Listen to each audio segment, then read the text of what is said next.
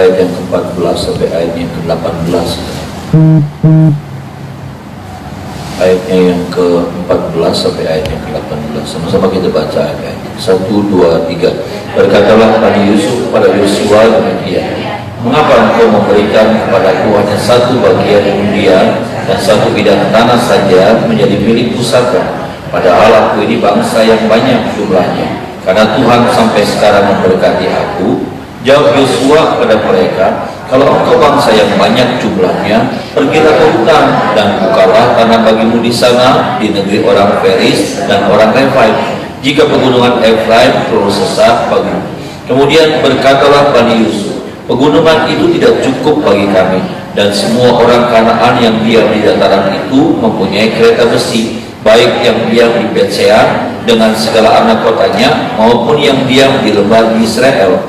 Lalu berkatalah Yosua kepada keturunan Yusuf, kepada suku Efraim dan suku Manase, engkau ini bangsa yang banyak jumlahnya dan mempunyai kekuatan yang besar. Tidak hanya satu bagian undian ditentukan bagimu, tetapi pegunungan itu akan ditentukan bagimu juga. Dan karena tanah itu hutan, haruslah kamu membukanya. Kamu akan memilikinya sampai kepada ujung-ujungnya, sebab kamu akan menghalau orang Kanaan itu, sekalipun mereka mempunyai kereta besi dan sekalipun mereka kuat. Amin.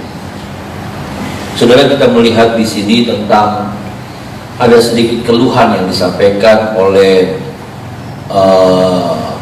Efraim dan Manase, ya saudara, karena mereka berkata kami ini dua, ya, kami ini dua, tetapi kami hanya diberikan satu bagian tanah saja, ya saudara, dan ternyata memang buat mereka ini nggak cukup, ya saudaraku, ini tidak memadai, tanahnya terlalu pas-pasan mungkin, ya saudaraku, karena penduduk mereka, orang-orang mereka begitu banyak, Bapak Ibu Saudara, dan mereka minta supaya mereka mendapatkan bagian yang selanjutnya, dua bagian. Yosua tidak menolak itu, tetapi Yosua bilang bahwa kalau kamu mau dapatkan tempat yang lebih besar itu nggak ada masalah, ya. Tetapi kamu harus mengupayakan sendiri, kamu harus berjuang sendiri. Dan ada hal-hal yang kita lihat, yang saya temukan, ada hal-hal yang harus dibuat nih saudara sama Efraim dan Manase, ya, Manase dan Efraim. Ada hal-hal yang harus mereka punya kalau mereka ingin memperbesar, saudaraku, ruang lingkup mereka, kawasan mereka. Saya pikir hal yang sama juga kita juga rindukan. Ada amin, saudaraku.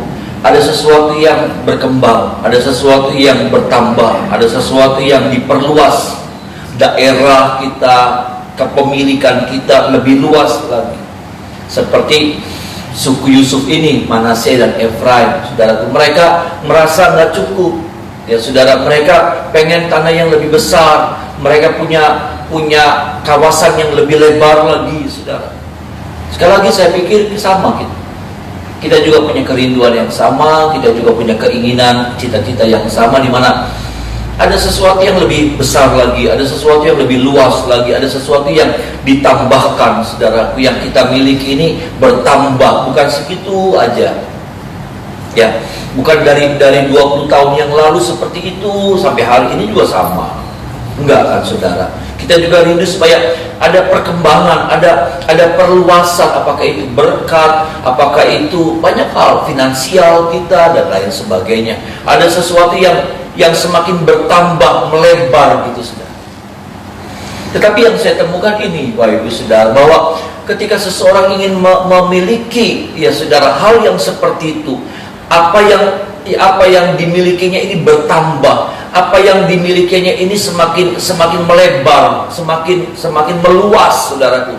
Daerah kekuasaannya semakin meluas, ya saudara. Dan saya menemukan ada hal yang harus juga dilakukan oleh Efraim dan Manase. Apa itu, saudaraku? Memperbesar kapasitas. Sama-sama bilang sama saya, memperbesar kapasitas. Kita sudah dengar banyak kali memperbesar kapasitas, tapi yang saya temukan memperbesar kapasitas dalam hal apa Efraim dan Manase? Yang saya temukan, saudara, mereka harus memperbesar kapasitas keberanian mereka. Ada amin, saudara? Sama-sama bilang sama saya, keberanian, saudara. Karena tanpa sadar, saudaraku, tanpa sadar, yang sedang kita perbesar itu apa? Yang kita sedang perbesar itu rasa takut, rasa khawatir, rasa cemas, rasa tidak percaya. Itu yang tanpa kita sadar, itu sedang kita perbesar kapasitasnya. Rasa khawatir, rasa cemas, rasa takut, saudara. Itu yang sedang kita perbesar terus, khawatir, ini khawatir, apalagi dengan pandemi seperti ini. Khawatir, terus hidup dalam ketakutan, hidup dalam kebingungan yang diperbesar. Sama Efraim dan Manase, saudaraku, waktu Yosua bilang, udah kamu itu ada hutan yang kamu bisa buka, dan hutan itu kamu bisa pakai untuk tempat tinggal, untuk kamu olah itu, kamu bisa bercocok tanam, kamu bisa berladang, kamu bisa beternak di sana, tempatnya bisa diperluas, ya saudara. Tapi mereka bilang begini, di sana ada penduduk-penduduk yang punya kereta besi. Zaman dulu sudah ada kereta besi, zaman dulu sudah ada Panser. Ya kan, kalau zaman sekarang kan Panser. Ya saudara, kalau enggak Panser, tank baja. Ya saudara, zaman dulu teknologi mereka, ya musuh yang menguasai tanah itu, saudaraku, itu teknologinya sudah lebih maju dari mereka. Besi bukan cuma buat nempa, buat bikin pedang, tapi besi sudah menjadi sebuah alat kendaraan, saudara. Zaman itu sudah ada.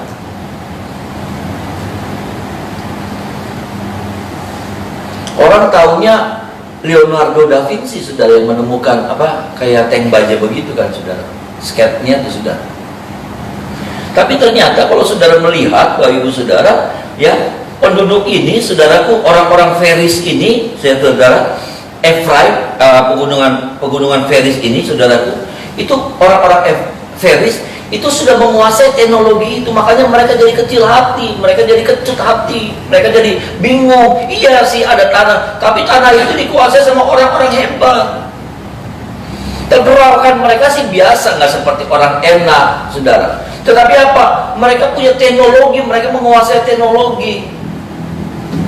Mereka orang-orang yang canggih, mereka orang-orang yang berpikiran maju. Dan mereka takut. Nah ini nih saudara, ini yang jadi masalahnya. Dengan segala macam alasan kita, ya saudara, kita masing-masing kalau bicara takut, kita punya alasan kenapa saya takut, kenapa saya khawatir, kenapa saya bingung, kenapa saya resah, kenapa saya cemas. Kalau saudara punya rasa takut, maka takut itu bukan nggak ada alasan. Memang kadang-kala ada rasa takut yang tanpa alasan. Tapi kalau saudara ditanya, saudara kenapa sih? Ya kayak dari ya kayaknya kemarin dengar tetangga meninggal COVID. Ini lagi terus. Ketakutan itu punya alasan, betul. Tapi maksudnya begini, saudara, kalau terus kita membiarkan rasa takut itu dan kita hanya memperbesar, sampai akhirnya apa? Kalau kita tidak melawan rasa takut itu, akhirnya apa? Kapasitasnya semakin membesar. Kapasitas apa? Rasa takut, rasa khawatir, rasa cemas, rasa bingung, rasa tidak percaya diri, rasa kecil, rasa ya. Ini serius. Ini serius, saudara. Makanya Yosua bilang begini, saudara. Yosua bilang begini. Nih saudara, ayat 17. Sama-sama kita baca ayat 17.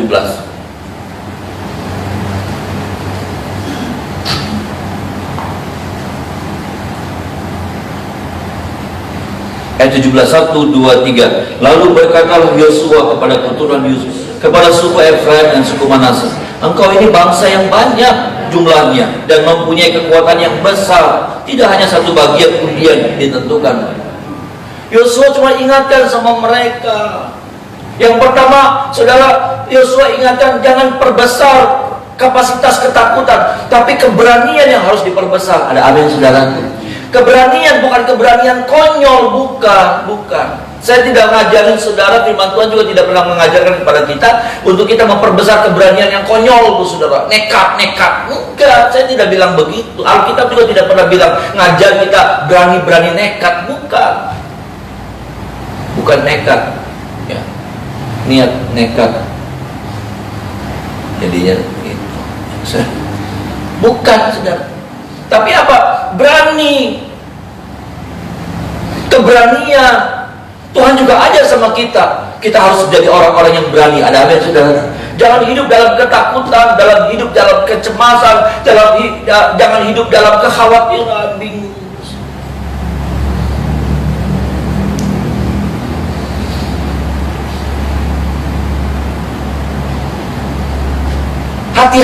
Hati-hati iya harus.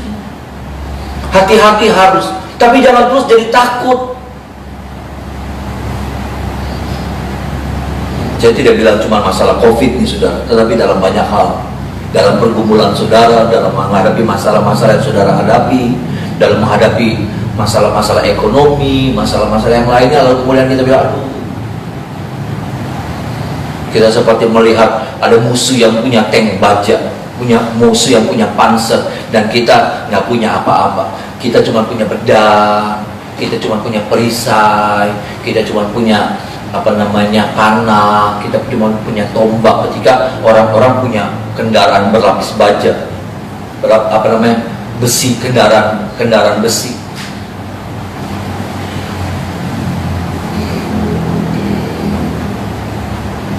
Ini yang pertama, saudara. Saya tidak tahu saudara lagi memperbesarnya apa nih, saudara. Ketakutan saudara kan yang terus lagi digedein. Awas. Hati-hati. Iya. Tapi sebetulnya kata-kata itu seringkali muncul dari apa? Dari rasa takut yang berlebihan.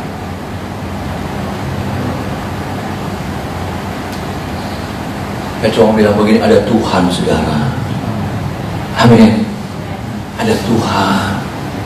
Di atas segalanya ada Tuhan yang jadi perlindungan buat saya dan saudara. Ada amin, saudara. Ada Tuhan yang jaga.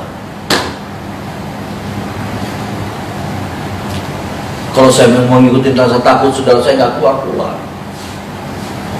Kalau saya mau ngikutin rasa takut, saudara, saya nggak ke Manado.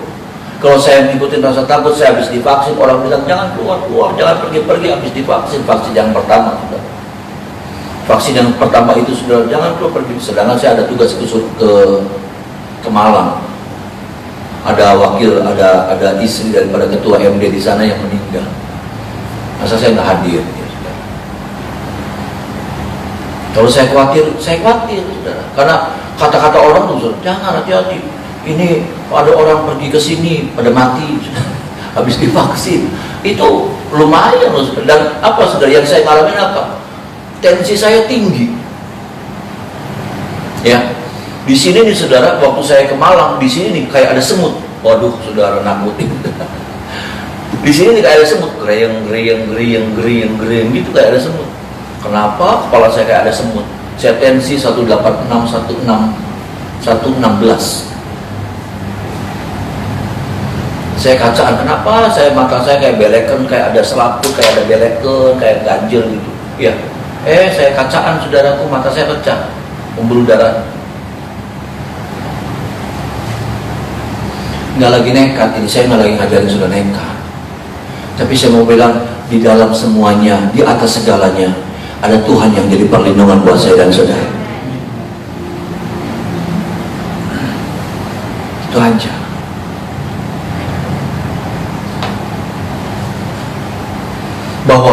Bahwa kematian, penyakit jasmani itu nggak pernah mematikan, membuang kita masuk dalam neraka api yang kekal. Tapi kematian roh itu seringkali disebabkan karena ada rasa takut yang dibiarkan, rasa khawatir yang dibiarkan, rasa cemas yang dibiarkan, sampai roh itu mati.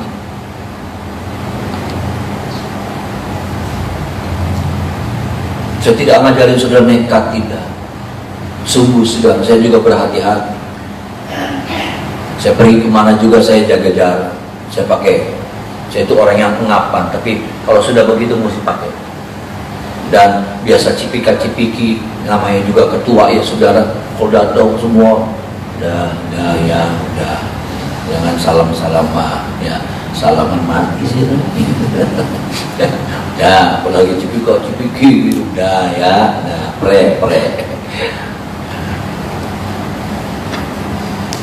Ya itu kita mesti jaga. Hal yang kedua, saudaraku, yang saya lihat, yang saya temukan adalah apa, saudara? Orang yang ingin memperbesar kawasannya, orang yang ingin mengalami yang namanya penambahan, ya, pelipat gandaan, saudara. Maka yang kedua adalah apa, saudaraku? Yang tadi, yang kita baca ayat yang ke-17, menyadari potensi yang Tuhan sudah kasih sama saya dan saudara. Bayangkan Bapak Ibu Saudara, kalau tadi baca ayat yang ke-17 ya saudara, lalu berkatalah Yusuf pada suku Efraim dan suku Manasye, engkau ini bangsa yang banyak jumlahnya dan mempunyai kekuatan yang besar, tidak hanya satu bagian undian yang ditentukan bagimu. Yosua sampai ingatkan sama mereka, kamu tuh bangsa yang besar, kamu tuh orangnya tuh banyak, penduduknya banyak, kamu tuh punya orang-orang tentara pasukan yang kuat, yang cukup mampu untuk mengalahkan itu orang-orang yang ada di sana yang di hutan. Dan kalau kita nggak menyadari itu, saudara, bahwa potensi yang Tuhan kasih sama kita tuh sesuatu yang luar biasa.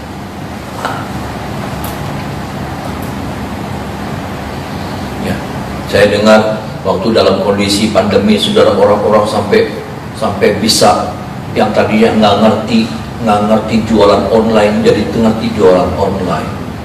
Orang yang nggak bisa, yang masak cuma buat dewek jadi masak buat dijual. Itu kan potensi yang dikembangkan. Bisa bilang amin, saudara? Iya kan? Yang tadinya masak cuma buat suami, buat anak, ya paling kalau ada yang pengen sekarang karena desakan, karena situasi, maka mulai itu dijajah-jajahin dan laku gitu. Dan ternyata bisa dijual, bisa dimakan, bisa jadi buat nambah pemasukan kehidupan. Kita seringkali nggak ngerti. Kita seringkali ngerasanya kita nggak bisa apa-apa terus. Kita ngerasanya, aduh saya cuma begini, saya mau begitu. Saya juga pikirnya saya begitu, saudara. Saya ngerasa saya tuh nggak ngerti apa-apa, nggak bisa apa-apa. Nih, saudara, saya mau bilang Tuhan kasih potensi yang hebat buat saya dan saudara. Ada amin? Tuhan tuh kasih sesuatu yang hebat buat orang dunia saja. Saudara, Tuhan sudah kasih itu kepada setiap manusia. Tuhan kasih itu, apalagi kepada saya dan saudara. Saya percaya kita dibedakan dengan orang dunia. Ada amin, saudara? Beda. Tapi yang jadi masalahnya, kemudian kita seperti orang-orang ini, seperti keturunan Yusuf, Efraim dan Manasye, ngerasanya, aduh nggak mampu. Mereka nggak sadar, mereka punya orang-orang yang banyak, mereka tuh punya pasukan yang besar sebetulnya. Makanya Yosua bilang, hey, ingat.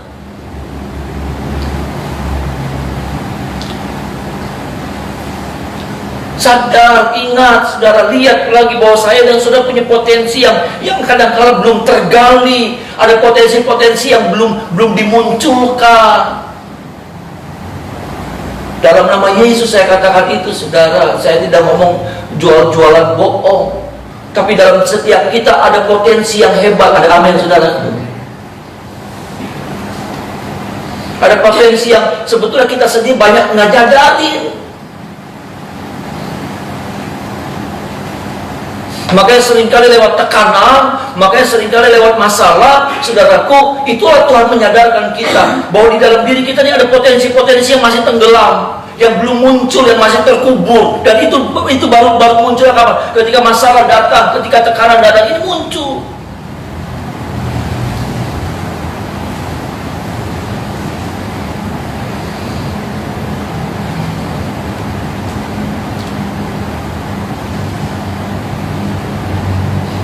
Tuhan tolong kita, saudara, ya Tuhan tolong kita supaya kita menyadari ini, kita nih apa, dari sisi penciptaannya saja, kita nih makhluk yang paling istimewa. Kita nih makhluk yang paling istimewa, teristimewa.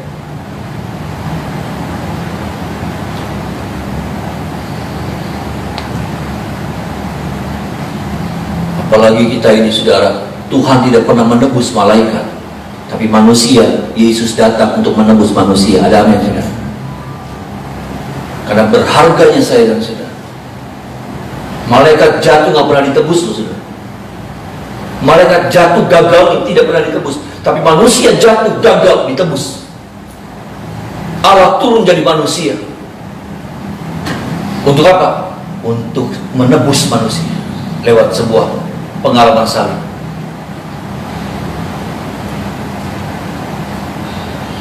Karena kalau kita membatas diri, iya saya udah tua, saya udah ini, saya mah perempuan, saya mah cacat, saya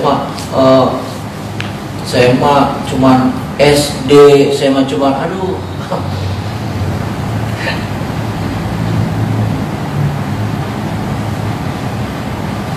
Dalam diri setiap saya dan saudara ada sesuatu yang luar biasa. Amin, saudara. Ada sesuatu yang luar biasa yang ada, yang kalau kita kembangkan, kalau kita munculkan, kita sadar, kita bangkit dari ketakutan kita, maka itu akan apa ya? Itu akan menjadi sebuah kekuatan besar. Sampai akhirnya kalau saudara melihat nanti saudara Efraim Manasye itu kalahkan itu, dihabisi itu ke musuh. Hutan itu direbut sama mereka. Yang ketiga, Bapak Ibu Saudara, ya, yang ketiga adalah ini, saudara, ya. Yang ketiga, kalau kita ingin mengalami yang terobosan, kita mengalami yang namanya penambahan, pertambahan, ya saudara, pelipat gandaan, apakah itu berkat, ya saudara, kenaikan kita, ya kapasitas kita, saudara.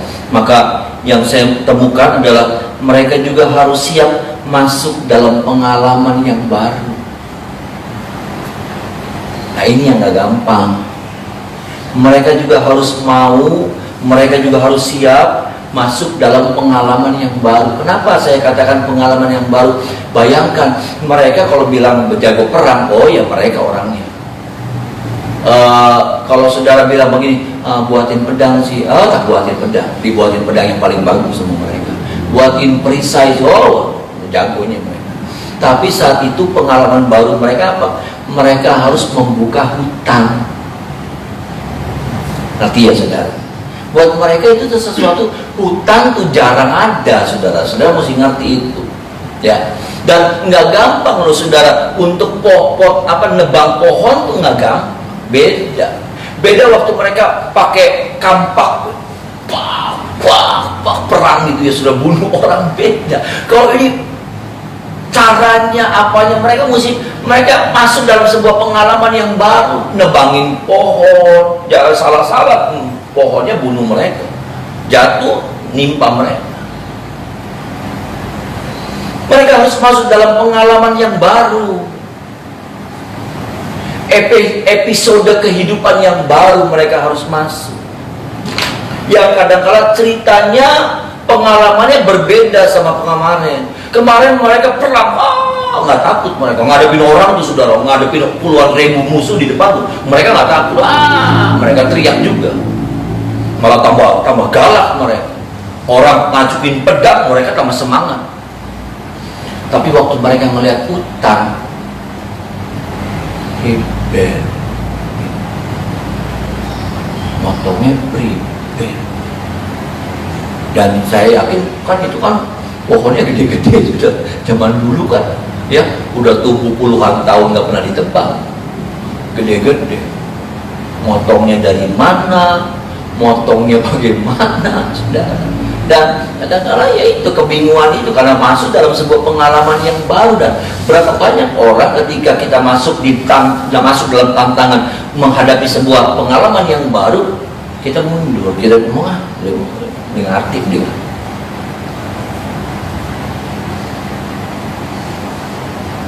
Memang nggak gampang, sudah saya tidak bilang itu gampang, ya sudah.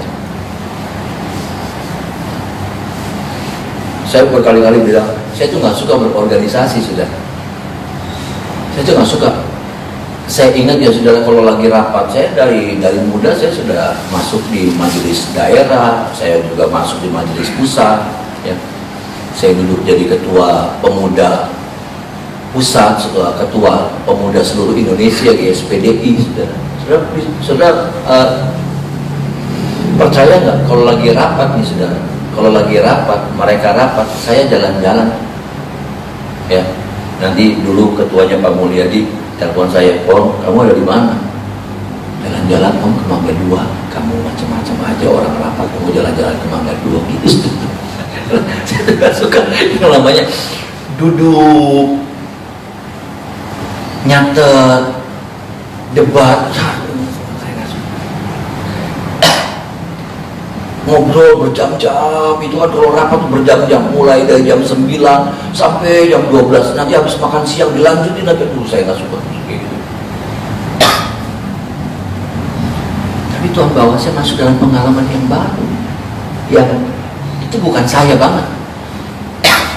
Ya sudah, itu bukan saya semangat duduk mau dengerin orang.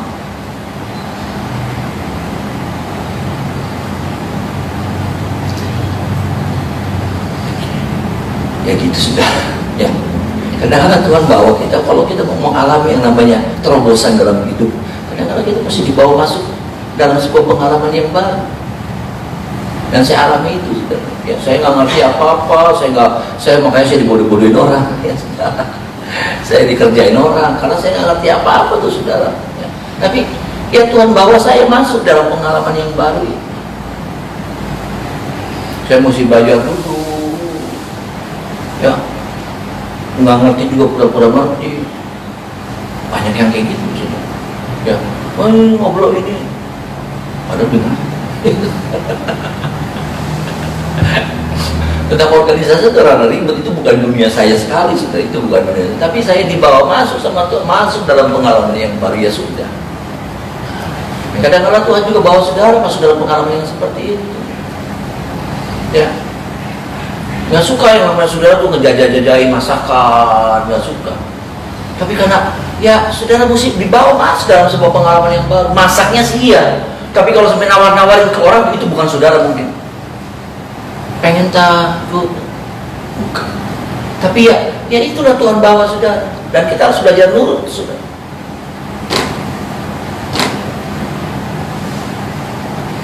Tolong kita ya saudara. Ya, saya lihat 3 hal ini yang kemudian Yusuf, Efraim dan Manasye lakukan, dan mereka bisa menguasai, mereka bisa mendapatkan tempat yang lebih besar. Bisa bilang amin saudara. Ya, tempat yang nggak cukup, akhirnya mereka lega sekarang. Mereka itu yang dapat mendapatkan kelegaan. Nggak lagi sempit-sempitan. Tapi mereka dapat tempat yang lebih lebar lagi. Mereka ngalamin pelebaran kapasitas mereka. Ini poin-poin ini yang harus kita dengar dulu. Jangan diperbesar kapasitas rasa takutnya. Jangan terus digedein, nanti dengar, ngikutin yang saya bilang tuh, yang suka ngikutin berita tuh. Sampai akhirnya kita sendiri ciut hati. Sampai akhirnya kita sendiri terganggu perasaannya. Jadi kita jadi orang aneh. Kalaupun kita kumpul, nanti kita kumpul duduk jauh-jauh sama orang. Kalau perlu nasi dicuci dulu. Kita mau makan nasi dicuci dulu. Nasi disemprot pakai sanitizer. Jangan dimakan. Ini apa? Disemprot. Ya. Mie goreng, pengen makan samaan, mie goreng disemprot dikit. Ya ditampaki orang. Ditaki sudah, tempelengin orang kalau sudah datang di tempat pesta lalu kemudian mie disemprotin, ya tampaki, tempilingi sudah. Kita jadi orang aneh, jangan jadi orang aneh. Amin. Jangan jadi orang aneh, yang semua edor, semua buat saya jadi orang aneh. Tolong kita, ya. Artinya begini, saya ngomong kita begini. Tuhan tahu kebutuhan saya dan saudara. Ada amin saudara. Tuhan tahu kebutuhan kita. Tuhan tahu kebutuhan Efraim dan Manasye. Tuhan tahu. Apakah Tuhan tidak menyediakan? Tuhan menyediakan, tetapi tidak gratis. Jangan berharap Tuhan yang buka hutan.